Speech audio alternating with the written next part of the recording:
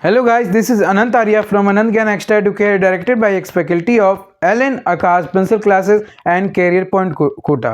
क्या आपको chemistry paper का बिहार बोर्ड 2024 का केमिस्ट्री पेपर का आंसर चाहिए विद एक्सप्लेनेशन? तो जो विद्यार्थी 2024 के एग्ज़ाम में अपीयर हुए, बिहार बोर्ड के एग्ज़ाम में अपीयर हुए हैं, तो इससे वह अपने क्वेश्चन के आंसर को वेरीफाई कर सकते हैं। साथ ही साथ जो आने वाले जो कि 2025 में या उसके बाद जो अपीयर होने वाले हैं, उसके उन लोगों के लिए ये video model paper, booster model paper जैसा काम करेगा। वीडियो ज़्यादा लंबा ना हो, इसके लिए मैं आपको जो भी आंसर है वो पीडीएफ के द्वारा आपको दिखाऊंगा। आइए अब हम लोग आते हैं सेक्शन बी के शॉर्ट आंसर टाइप क्वेश्चन में। शॉर्ट आंसर टाइप, अगर आपने जैसे इसमें आंसर लिखे हुए हैं, अगर आप लोगों ने ऐसे ही आंसर लिखा है तो आपका एकदम कंफर्म है अच्छे मार्क्स, फुल मार्क्स।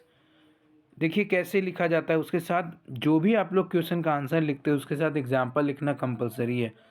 अगर एग्जाम्पल नहीं लिखते हैं तो उससे नंबर कटेंगे। तो देखिए आते हैं वन बाई वन, हम लोग डिस्कस करते हैं कैसे लिखा हुआ है। सबसे पहला क्वेश्चन, हमारा पहला नंबर है नेटवर्क डोज किसे कहते हैं, मतलब कि water network solid, give an example. तो उसका डेफिनेशन लिख के हम लोग उसका क्या, देखिए ये डेफिनेशन पूरा लिखा हुआ है, हिंदी में भी आप लोग देख सकते हैं, साथ में उसका एग्जाम्पल भी लिखा हुआ है। देखिए कैसे लिखा हुआ है। अगर आप ऐसे लिखते तो आपको पूरे नंबर, क्योंकि ये 2 मार्क्स का 2 मार्क्स मिलेगा। मार्किंग स्कीम देखिए कैसे मार्किंग स्कीम बोल रहा है कि 1 marks for definition and 1 mark for example. Definition का 1 मार्क्स और एग्जाम्पल का 1 मार्क्स। आइए नेक्स्ट क्वेश्चन देखते हैं। क्वेश्चन नंबर 2 ये है बेस्ड ऑन शॉर्ट की effect with explain with example. देखिए कैसे आपको डेफिनेशन लिखना है, डेफिनेशन समझना है। देखिए हिंदी और इंग्लिश दोनों में देख सकते हैं। देखिए कैसे लिखना है। आपको सबसे पहले in this type of defect ऐसे करके आपको इसका क्या डेफिनेशन लिख देना है, और साथ में अगर आप एग्जाम्पल देते हैं तो आपका फुल मार्क्स पक्का है। तो 1 marks for definition and 1 marks for example. देखिए हर क्वेश्चन के बाद ये मार्किंग स्कीम लिखा है। अब आते हैं तीसरा क्वेश्चन में, कि तीसरा क्वेश्चन ये है व्हाट इज़ मोल फ्रैक्शन। तो मोल फ्रैक्शन तो सिंपल क्लास 11th में भी हम लोग पढ़ते हैं और 12th का शुरुआत में सॉल्यूशन चैप्टर में भी पढ़ते हैं। तो मोल फ्रैक्शन का हम लोग क्या करेंगे, मोल फ्रैक्शन का हम लोग पूरा डेफिनेशन लिख देंगे। डेफिनेशन लिख के है ना, मोल फ्रैक्शन ऑफ सॉल्यूट क्या होता है, number of moles of solute by total number of solute. अगर आप ऐसे लिखते हैं और एन और इसका फॉर्मूला लिख दीजिए, और जो भी लिखा है जैसे एन इक्वल्स टू ये क्या है और कैपिटल एन क्या है वो लिख दीजिए, आपको पूरा नंबर मिलेगा। तो इस तरीके से अगर आप लिखते हैं तो आपका पूरा नंबर मिलता है। आते हैं क्वेश्चन नंबर 4 पे। फिर नेक्स्ट क्वेश्चन है write Raoult's law for relative lowering of vapour pressure. तो इसका देखिए कैसे आंसर लिखना है, हिंदी में देख सकते हैं। The relative lowering of vapour pressure of a dilute solution equals to the mole fraction of solid. ऐसे पूरा लिख कर साथ में आप लोग क्या कर सकते हैं कि ये इसका जो मेन फार्मूला है ज़रूर लिखना है, मेन फार्मूला, और आपको उसको बता भी देना है कि ये पी नॉट क्या है, पी एस क्या है, एन क्या है, तो आपको पूरा नंबर मिलते हैं बोर्ड में, ये जब पेपर चेक होता है। अब देखिए question number 5 discuss electrochemical principle regarding rusting of iron. तो इसमें क्या करते हैं, देखिए डेफिनेशन पूरा अच्छे से लिख देना है, हिंदी देखिए और इंग्लिश देखिए। देखिए डेफिनेशन पूरा आप लोगों ने लिख दिया, उसके बाद उसको अच्छा से बताइए कि रिएक्शंस के द्वारा अगर आप समझाते हैं तो वहाँ पर देखिए पूरा अच्छा से आपको नंबर मिलता है। मार्किंग स्कीम भी देखिए 1 marks for definition and 1 marks for reaction. अगर आप ऐसे लिखे हैं तो समझ लीजिए आपका पूरा नंबर मिलेगा, 2 नंबर आपका पूरा। नेक्स्ट क्वेश्चन है question number 6 what are the effect of dilution और मोलर कंडक्टेंस। उसका इस तो डायरेक्ट डेफिनेशन लिख देना है, और कुछ अगर मन में एग्जाम्पल आ रहा है वो भी लिख सकते हैं, अगर नहीं भी लिख सकते तो 2 नंबर बोर्ड के अकॉर्डिंग 2 नंबर आपका, ठीक है। नेक्स्ट क्वेश्चन है एग्जाम्पल भी आप लोग लिख सकते हैं ताकि और अच्छा इंप्रेशन बनेगा।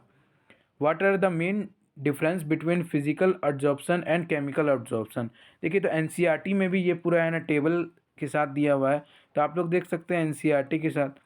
यहाँ पर आप लोग अच्छा से 4 पॉइंट लिख दीजिए, और ऐसे है ना बॉक्स बना के कॉलम बना के लिखिएगा फिजिकल एब्जॉर्प्शन और केमिकल एब्जॉर्प्शन, आपको पूरे नंबर मिलेंगे। Marking scheme full marks will be awarded on writing any two difference. Any two difference, 2 difference कोई भी लिखिएगा, क्योंकि 2 नंबर का है, 2 डिफरेंस, यहाँ पर 4 डिफरेंस है, कि जितना भी आता है 2 से ज़्यादा भी आ सकता है तो लिख सकते हैं, 3 4 5, ठीक है।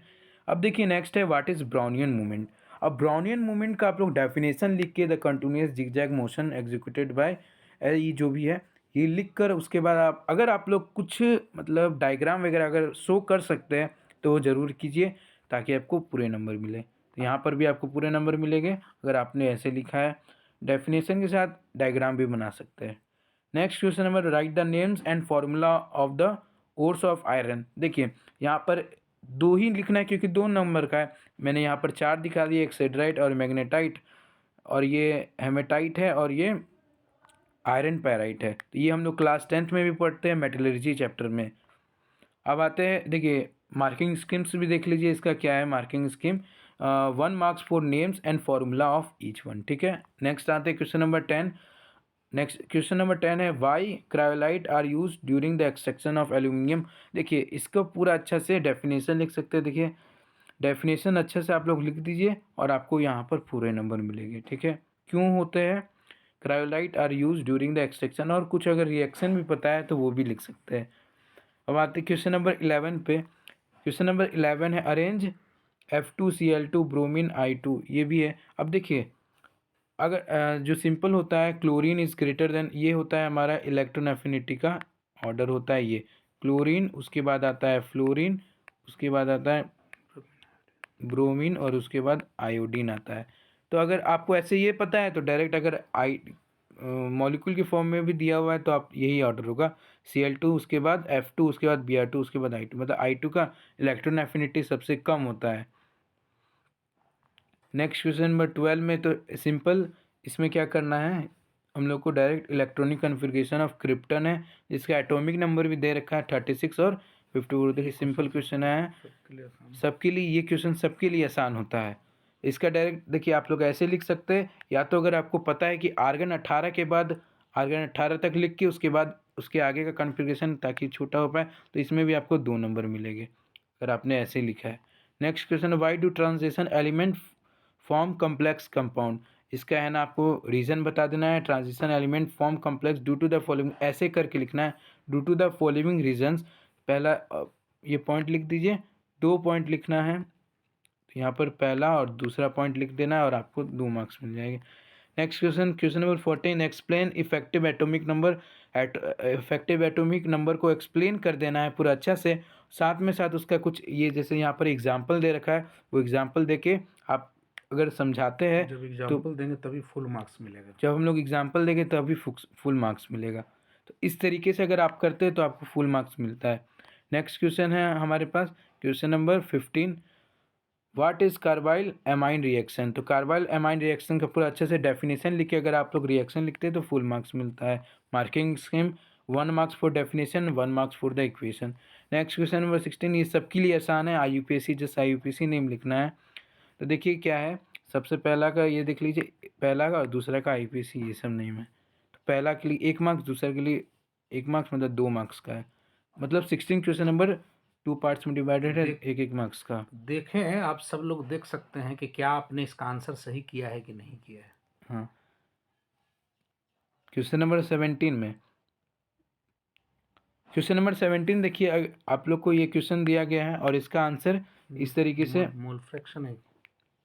इस तरीके से आपको आंसर लिखना है, साथ ही साथ उसका रिएक्शन भी आपको लिख देना है। मार्किंग स्कीम है 1 marks for definition, 1 marks for the equation. रोजनमंड reaction reduction reaction है। एल्डिहाइड कीटोन का एल्डिहाइड बनाने का ये एक खास रिएक्शंस है जो सेलेक्टिव रिडक्शन होता है, नहीं। हाँ, अब आते हैं क्वेश्चन नंबर 18 में, how is polypeptide bond formed. तो ये कैसे फॉर्म होता है। पॉलीपेप्टाइड बॉन्ड के लिए एक लाइन तो जरूर दिखाना चाहिए, नहीं, लेकिन बिना एग्जाम्पल के फुल मार्क्स नहीं मिलता है इसमें। हाँ, जैसे यहाँ पर बस डेफिनेशन ही लिखा है, लेकिन अगर आप एग्जाम्पल भी देते हैं तो और सही है। जैसे पेप्टाइड बॉन्ड का मतलब क्या हुआ है, पेप्टाइड बॉन्ड का मतलब हुआ कि जैसे एमाइड बॉन्ड है, ये एमाइड बॉन्ड है, और ऐसा ऐसा एमाइड बॉन्ड अगर बहुत ज़्यादा है तो ये पॉलीपेप्टाइड कहलाता है। इतना बॉन्ड जो है सो ज़्यादा है तो पॉलीपेप्टाइड बॉन्ड कहलाता है। ऐसा एमाइड बॉन्ड की संख्या अगर 1 से ज़्यादा है तो ऐसे को हम पॉलीपेप्टाइड कहते हैं। प्रोटीन में इस तरह से बॉन्डिंग होता है तो पॉलीपेप्टाइड का एग्जाम्पल प्रोटीन होता है। डाइपेप्टाइड, ट्राइपेप्टाइड, इस तरह से करके दिखा सकते हैं। हाँ, तो अब आते हैं क्वेश्चन नेक्स्ट क्वेश्चन पे। नेक्स्ट क्वेश्चन है हमारा डीएनए से रिलेटेड। एनसीईआरटी के में डायरेक्ट डीएनए के एप्लीकेशन के बारे में दिया हुआ है। एनसीईआरटी में देख सकते हैं discuss the utility of DNA fingerprint. तो एनसीईआरटी में पूरा अच्छे से डिटेल एक्सप्लेनेशन किया गया है। यहाँ पर भी देख सकेगा, अगर आप लोगों ने ऐसे लिखा है और it is used for the following purpose, उसका 2 पॉइंट लिख दीजिए और आपको फुल मार्क्स मिलेंगे। 1 marks for 1 right utility and 2 for 2। ठीक है। नेक्स्ट क्वेश्चन नंबर 20 है हमारा। क्वेश्चन नंबर 20 बोल रहा है कि give one example of each of the following. तो जैसे 20 है, पहला है सिंथेटिक पॉलीमर है, give one example of each of the following. Synthetic polymer का एग्जांपल देना है, इसका एग्जांपल देना है। तो आप लोग लिखिए और आपका 1 मार्क्स फॉर 1 एग्जांपल, मतलब सिंथेटिक पॉलीमर का एक एग्जांपल लिखते हैं तो आपको 1 नंबर और दूसरा वाला का 1 नंबर, मतलब टोटल 2 नंबर हो गए आपके। मीन्स कि यहाँ समझना है कि अगर आपको एक से ज़्यादा भी याद है तो वो भी लिख सकते हैं। नेक्स्ट क्वेश्चन आता है क्वेश्चन नंबर 21। यहाँ से आपका लॉन्ग आंसर क्वेश्चन स्टार्ट होता है। दीर्घ उत्तरीय प्रश्न, मतलब जितना लिखते हैं उससे ज़्यादा आपको लिखना है। ठीक है। अब देखिए कैसे लिखते हैं यहाँ पर, कैसे BR बोर्ड के अकॉर्डिंग। सबसे पहला क्वेश्चन है 21। What do you understand by the rate of A reaction, what factors affect the rate of reaction. तो देखिए रेट ऑफ रिएक्शन को अच्छा से समझा के पहले तो उसका डेफिनेशन देखिए, हिंदी में भी लिखा है और इंग्लिश में भी लिखा है। तो उसका है ना, what do you understand by the rate of reaction, इसका है ना यहाँ पर डेफिनेशन लिख के और एग्जाम्पल बता देना है, तो आपको पूरे नंबर यहाँ पर मिलते हैं। यहाँ पर देखिए 1 नंबर में कंसंट्रेशन ऑफ रिएक्टेंट बताया गया है। उसके बाद 2 पॉइंट में है ना टेम्परेचर के बारे में, कैटलिस्ट के बारे में, nature of reactant, rate of reaction, ऐसे करके पूरा बताया गया है। तो ये 5 मार्क्स टोटल मिलता तो है। टोटल आपको इतना अगर आप लिखते हैं, ये पूरा एक क्वेश्चन का सॉल्यूशन है, तो आप इतना पूरा लिखते हैं तो आपको टोटल 5 मार्क्स मिलते हैं। तो यही यहाँ 21 क्वेश्चन नंबर 21 का आंसर यहाँ तक है। मार्किंग स्कीम देखिए 3 marks will be awarded on writing any 3 factor. ठीक है। क्वेश्चन नंबर 22 देखिए। Question number 22 says what is a soap, how does it act in the cleaning of clothes. तो soap का है ना डेफिनेशन बता देना, एग्जाम्पल बता देना। और इसमें अधिकांश बच्चे करते क्या है कि ये सोप के बारे में लिखता नहीं है और सीधे साबुन का हम इस्तेमाल क्या करते हैं वो लिखता है, इसलिए मार्क्स इसका 1 नंबर मुश्किल से मिल पाता है।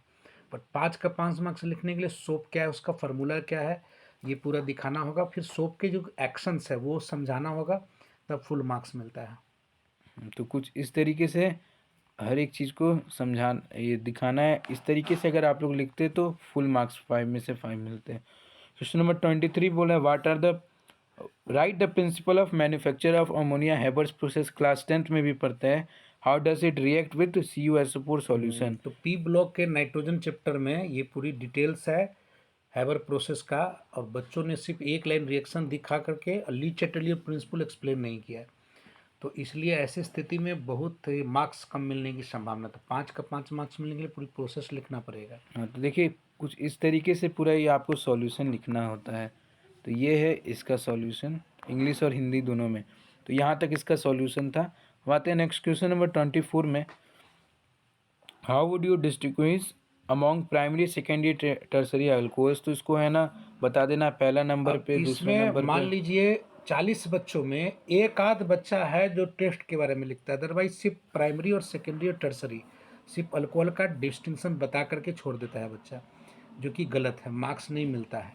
इसका 5 मार्क्स लिखने के लिए कम से कम आपको 3 जो है सो इसका एक डिस्टिंक्शन बताने, एक तो स्ट्रक्चरल बता दीजिए, दूसरा है टेस्ट के द्वारा बता दीजिए। इस प्रकार से इसका आंसर ये तो करना कुछ इस है। तरीके रिक्टर से में लिखना टेस्ट, लुकास रीजन टेस्ट, ये 2 तो कंपलसरी बताना ही चाहिए। देखिए यहाँ पर टेस्ट भी बताया गया, ऑक्सीडेशन टेस्ट वगैरह सब, Victor's chromic test. Acid test हुआ आपका 2। जब इतना मार्क्स लिखा है, इतना लिखा है, तो समझिए कि आपको 5 मार्क्स, तो ये 4 अगर मार्क्स, हाँ, 5 मार्क्स मिल जरूर सकता है। और यहाँ मार्किंग स्कीम भी देख लीजिए। तो क्वेश्चन नंबर 25 पे आते हैं। क्वेश्चन नंबर 25 बोल रहा है कि explain the following with example aldol condensation and Cannizzaro's reaction. तो इन अब ये दोनों 2 बहुत फेमस रिएक्शन है एल्डिहाइड कीटोन चैप्टर का। इसमें क्या होता है कि आपको दोनों के बारे में अलग अलग बताना है और रिएक्शंस बताना है। नहीं लिखे तो मार्क्स नहीं मिलेगा पूरा। तो 5 का 5 मार्क्स लिखने के लिए दोनों के बारे में बताना, कंडीशन बताना है कि अल्कनीजारोज की क्या कंडीशन होती है, फिर रिएक्शन बताना है एग्जांपल देते हुए, और तो तब ये कंडीशन, मार्क्स मिलता है। हाँ, तो एग्जाम्पल कंडीशन सब देते तब आपको ये पूरा 5 में से 5 मार्क्स मिलते हैं। अब नेक्स्ट क्वेश्चन है, मार्किंग स्कीम भी देख लीजिए। और